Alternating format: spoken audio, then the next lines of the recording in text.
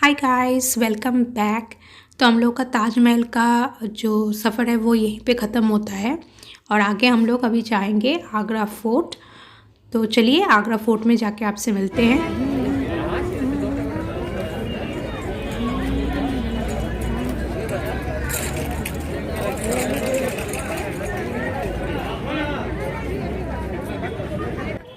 So finally we are at Agra fort. तो अभी around 12 PM बज चुका है। तो और हम लोग आगरा फोर्ट के बाहर खड़े हैं। अनिजीत टिकट लेने गया है, तो इसके बाद हम फोर्ट के अंदर में एंट्री करेंगे। बिफोर दैट आपको थोड़ा सा आगरा फोर्ट का बाहर का नज़ारा मैं दिखा देती हूँ। तो फोर्ट कुछ इस तरह से दिखता है। तो अभी हम लोग का टिकट चेकिंग हो गया है और हम लोग आगरा फोर्ट के अंदर घुसने वाले हैं। This is the fort wall. ये रेड सैंडस्टोन से बनी हुई है। As you can see। ठीक है, थैंक यू।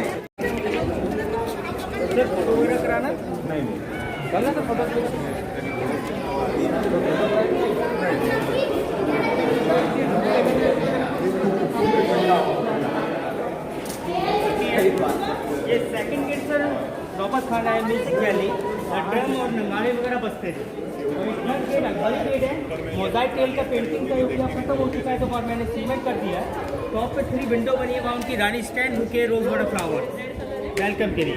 फर्स्ट गेट से सेकंड गेट ही दिखता है। सेकंड गेट से थर्ड गेट इसको जिग जैग में बनाया गया है ताकि दुश्मन अंदर एंट्री कर भी जाएगा तो कन्फ्यूजन में रहेगा। So we are finally going inside the Agra fort. कहा जाता है कि आगरा फोर्ट की जो दरवाजे हैं वो जिगजैग पैटर्न में बनाई गई थी ताकि एनिमीज़ अंदर आने के टाइम पे कंफ्यूज्ड हो जाए।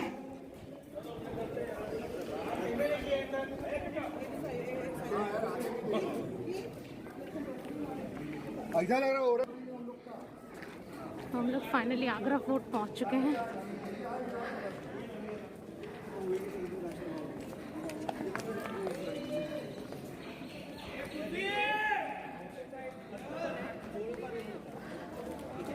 व्यक्ति, एक हिंदू व्यक्ति जोधाबाई, एक मुस्लिम व्यक्ति रुकैया बेगम, एक क्रिश्चियन व्यक्ति मरियम और जहांगीर की 2 वाइफ थी, नूरजहां और मानबाई। ये सामने का जो फोर्ट आप देख रहे हैं ये जहांगीर का महल था।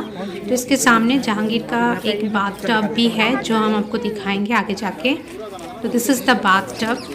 देखिए हम लोग तो सुधरने वाले हैं नहीं, यहाँ पे बैरिकेड किया गया है, फिर भी उसके ऊपर चढ़ चढ़ के लोग देख रहे थे। मैंने अपनी बेटी को भी मना किया था कि इसके ऊपर मत चढ़ना क्योंकि इसको बैरिकेड किया गया है टू प्रोटेक्ट इट। तो आप देख ही सकते हो जनता जनार्दन क्या कर रहे हैं, उसके ऊपर चढ़ के उसके अंदर देखने की कोशिश।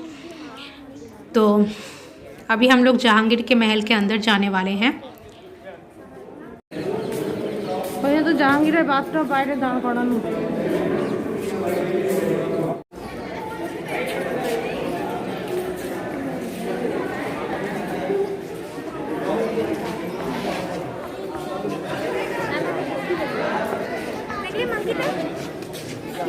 इस कोर्टयार्ड को without cooler without AC Mughal time में रूम को कैसे ठंडा किया जाता उस टाइम, उसके बाद में सर आगे एक्सप्लेन।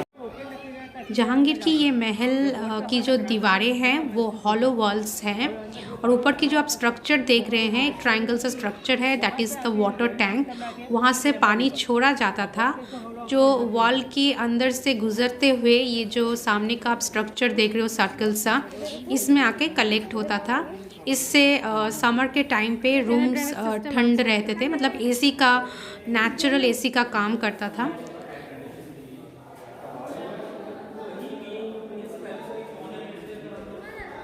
मैं बस एक छोटी सी रिक्वेस्ट करूँगी, जब आप लोग ऐसे ऐतिहासिक जगह पे आएँ प्लीज़ इनकी वॉल्स पे कुछ ना लिखे। इनकी वॉल्स में बहुत सारे लोगों ने अपना नाम लिखा है जो देख के बहुत ही बुरा लगता है, गंदा सा लगता है। ऐसा प्लीज़ मत कीजिएगा। 2 पार्ट में बनाया है, red stone and white marble. आपने यहाँ तक ज्योति देखा, अकबर जहांगीर का देखा, आगे और भी पार्ट आएगा अकबर जहांगीर का, लेकिन अब स्टार्ट होता है यहाँ से वाइट मार्बल। शाहजहां औरंगजेब, शाहजहां ने पहले यहाँ बनाया, फिर दिल्ली में रेड फोर्ट, फिर ताजमहल।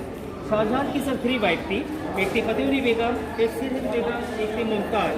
मुमताज़ से उनके 14 बच्चे थे, 10 बेटी थी, 4 बेटे थे। 4 बेटों में केवल एक ही बेटा बचता है औरंगजेब, बाकी 3 भाइयों को औरंगजेब खत्म करवा देता है। ज़्यादा शेखों ये जो स्ट्रक्चर आप सामने देख रहे हैं पालकी की जैसी, ये ऐसी स्ट्रक्चर 2 है जिसको शाहजहां ने अपनी 2 बेटियों के लिए बनाया था।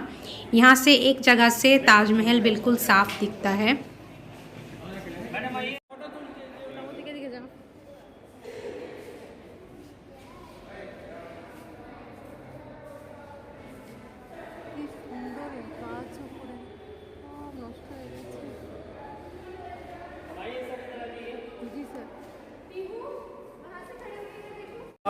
जब शाहजहां थोड़ा रूम से बाहर आता टहलने के लिए फाउंटेन का लुक उठाता था, उसमें सर मोटा लाइट वगैरह नहीं था, तो फाउंटेन को उस समय कैसे चालू करते थे? जो स्टेप वाला बिल्डिंग है वो पानी का टैंक है, वहाँ से सर प्रेशर में पानी को छोड़ा जाता था, उसके ग्रेविटी से फाउंटेन चालू होता था प्रेशर से। और सामने गार्डन है, वो ग्रेस गार्डन है अंगूरी बाग, जिसकी मिट्टी सर कश्मीर से मंगाई गई थी रोड करने के लिए। इसके जो रस मैं इस वीडियो में मोस्ट ऑफ द केसेस में जो हमारे गाइड ने समझाया उसी की मैं वॉइस यहाँ पे हूबहू रख रही हूँ, क्योंकि मेरी हिस्ट्री इतनी स्ट्रांग नहीं है। तो ये गाइड लोग जो समझा रहे थे उसके वॉइस मैं यहाँ पे मेंटेन कर रही हूँ ताकि आप लोगों को भी समझने में थोड़ी सी आसानी हो।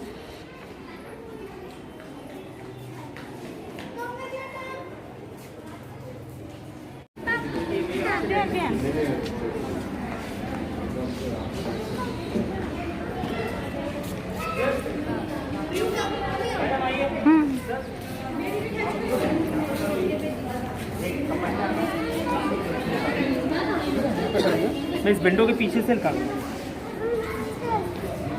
सर माफ कर दो। आओ बेटा इधर आ जाओ।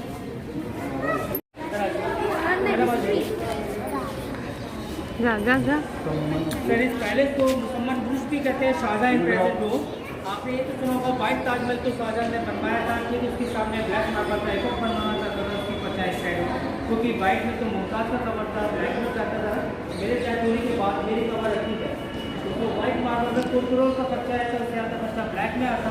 जैसे इसकी बेटे को मन करता है वेस्ट कर रहा है कर लेता है। फैसिलिटी हर चीज़ का था, सिंगल पीस का एक फाउंटेन होता था, एक वसूल करने के लिए था, चांदी रात में चमकते थे सर के लिए।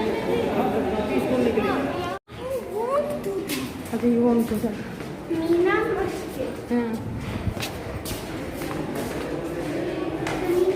और सर ये मीना मस्जिद है, ऊपर जाके शाहजहां की पर्सनल मॉस्क थी।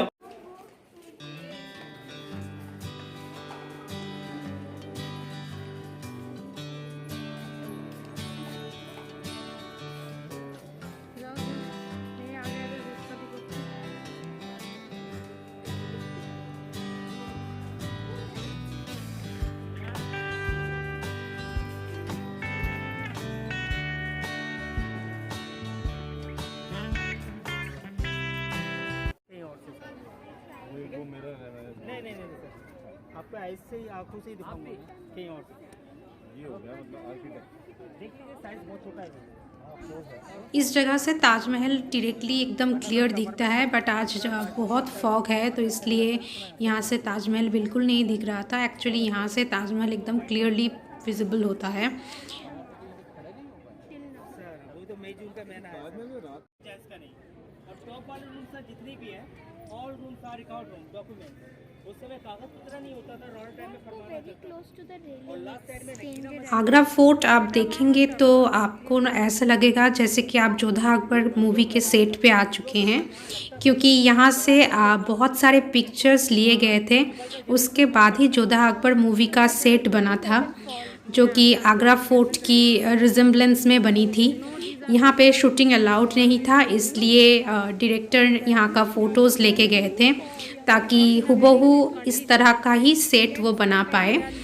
तो इसलिए आपको आगरा फोर्ट जब भी आप आएंगे आगरा फोर्ट से आपको बहुत सिमिलरिटी मिलेगी जोधा अकबर की जो सेट बनी थी उसकी। ये सर जैसे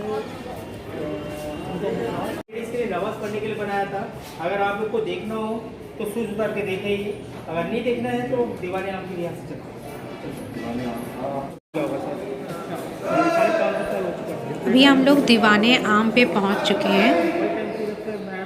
15 साल हो गए, पर एक बार गया था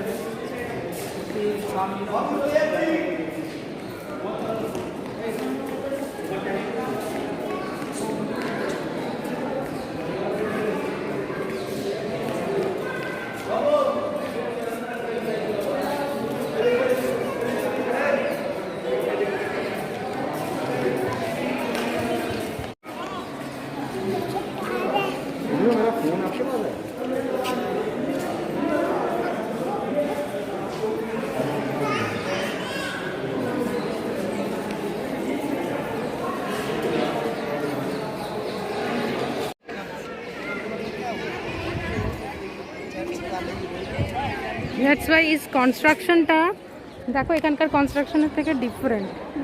this is a British construction. তোপটা আমি দূর থেকে তুলেছি, কাছ থেকে তোলা। আর জন রাসেলের কবর এখানে। হ্যাঁ, জন রাসেল কলভিন্স গ্রেভ। না, হ্যাঁ, ওনার পুরো নামটা তাই।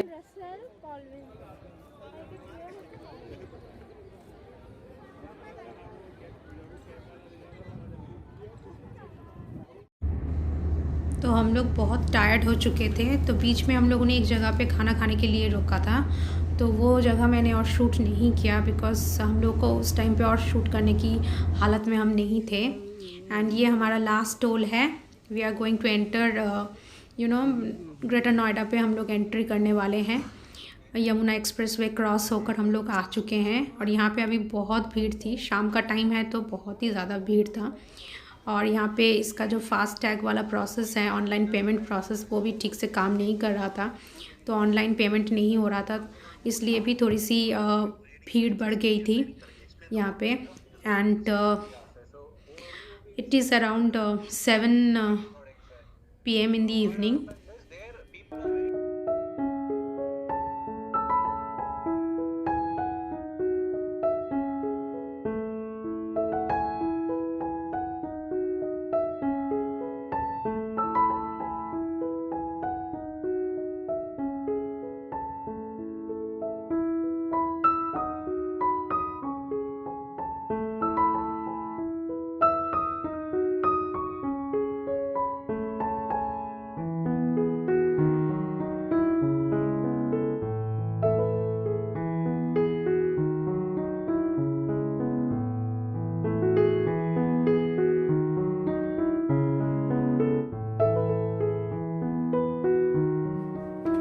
दिखाओ क्या क्या लाए हैं।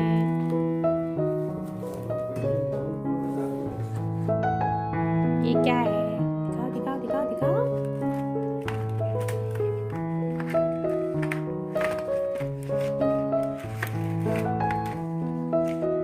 केसर पेठा गोपाल दास फेमस। अगर आप आगरा जाते हैं तो मेक श्योर कि आप गोपाल दास की पेठा लाए। जैसे आपको पता ही है यूपी पेठा के लिए काफ़ी फेमस है और आगरा की पेठा भी बहुत फेमस है। तो Gopal Das is one of the name जो आपको ज़्यादा नहीं मिलेगा सुनने में, but this is one of the best place petha ख़रीदने के लिए। वैरायटीज़ ऑफ फ्लेवर्स के पेठा यहाँ पे मिलते हैं। साथ ही में आपको यहाँ पे वेज खाना भी मिल जाता है। The restaurant is very neat and clean और वो आपका आगरा फोर्ट के थोड़ी सी करीब ही है। तो आप गोपाल दास से खाना खा सकते हैं और पेठा भी ले सकते हैं। Cherry petha, this is cherry petha, small size. Cherry petha Gopal Das petha वाला। এই পেঠার নামটা হচ্ছে চেরি পেঠা। স্ট্রবেরি লেখা ছিল না? আরে চেরি পেঠা মানে সাইজ স্মল, স্ট্রবেরি লেখা ছিল। मोतीचूर की लड्डू गोपाल दास, आगरा की प्रसिद्ध गोपाल दास। आगे पीछे Gopal Das Gopal Das.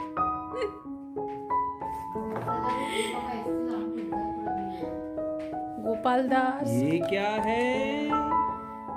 This is my favourite.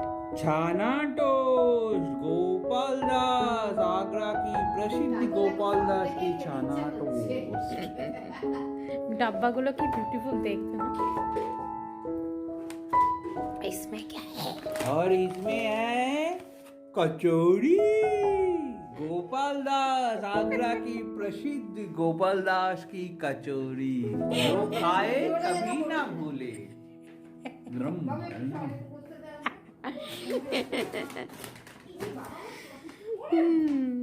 Okay, ठीक है, हो गया शॉपिंग खत्म।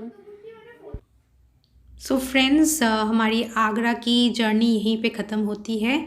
आप भी थोड़ा सा मुँह मीठा कर लीजिए गोपाल दास की पेठे और लड्डू से। और मैं वीडियो यहीं पे एंड करती हूँ। उम्मीद करती हूँ आपको वीडियो अच्छा लगा होगा। प्लीज़ एक लाइक कीजिएगा और मेरे चैनल को सब्सक्राइब करना मत भूलिएगा।